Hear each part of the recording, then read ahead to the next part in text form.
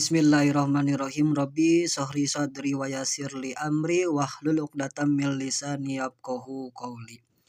Faslun utawi ku pasal sawiji allazi yaljamu utawi kang wajib bihi ing dalam lazi opo niatul imamati niat dadi imam. Iku arbaun papat.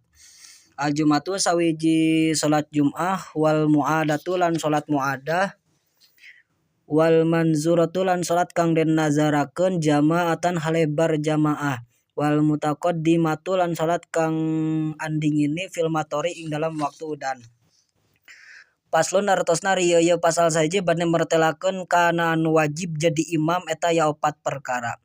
Aya opat niat cek ieu alladzi jamu ari anu wajib bihi dina ieu siladi teh naon niatul imamati niat jadi imam arbaun eta ya opat tempat. Hiji al jamaatu dina salat berjamaah wal muadatu sareng dina salat muadah wal manzuratu sareng salat anu dinadarkeun jamaatan barianan berjamaah wal mutaqaddimatu sareng salat anu miheulaan fil matori dina waktu hujan. Tegasna wajib niat jadi imam teh dina opat tingkah. Hiji dina salat Jum'ah, dua dina salat muadah. Naon ari ngaran salat muadah nyaeta ngabalikan salat seperti dina Jum'ah anu henteu timu pasyaratan anu 40. Eta kudu dimuadahan ku salat zuhur.